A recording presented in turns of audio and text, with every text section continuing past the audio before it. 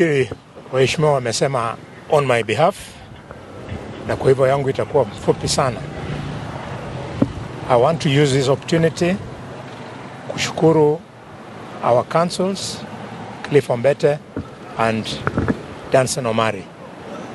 Number two, I want to thank the President and the Deputy President for responding to our appeal of yesterday.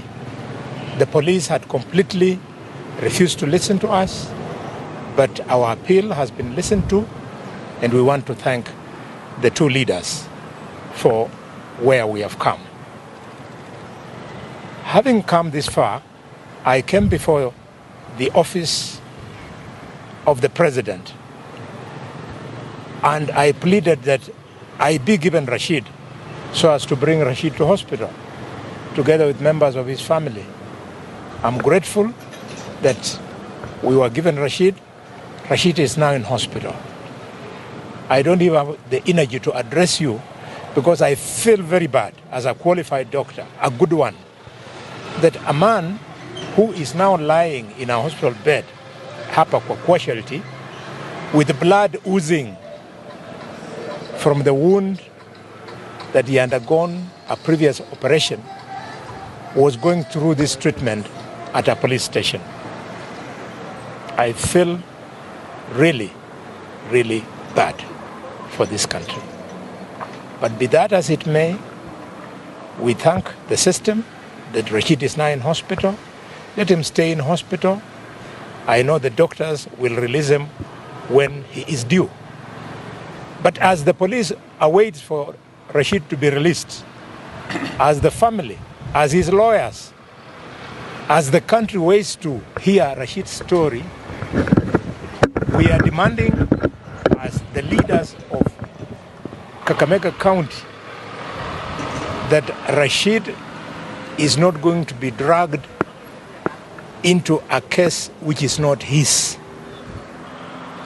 This matter was preceded by one, circulation of material that suggested that the current governor of Kakamega was involved in witchcraft activities.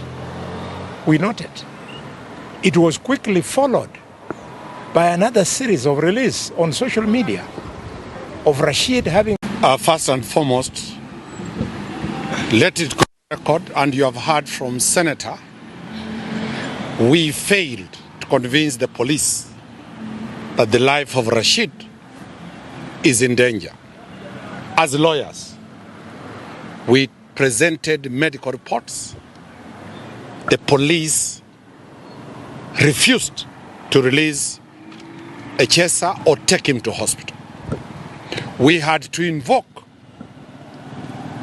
Senator, the majority chief whip of Senate, to get the Deputy President of the Republic of Kenya and His Excellency the President of the Republic of Kenya to intervene to save the life of Rashid Echesa.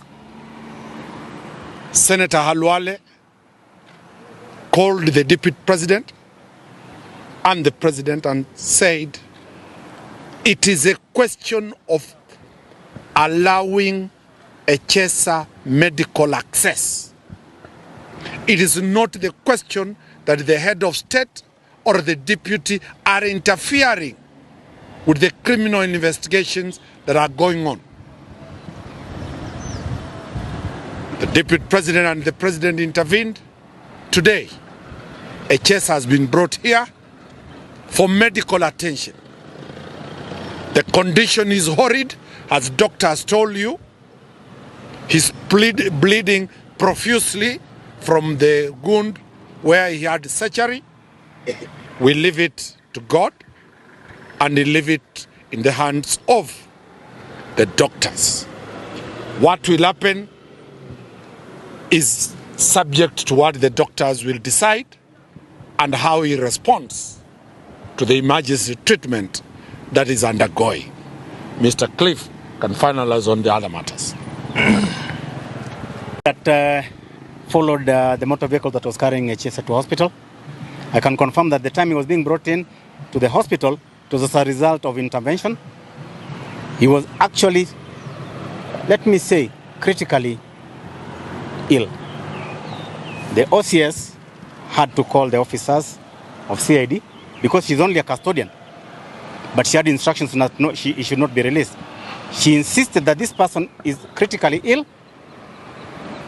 He needs a treatment, because even after we brought medical documents to the CID, even after we showed them the documents from the two previous days, when they took him back to the cell, they wrote in the OB that he has been brought back to the station without any complaint.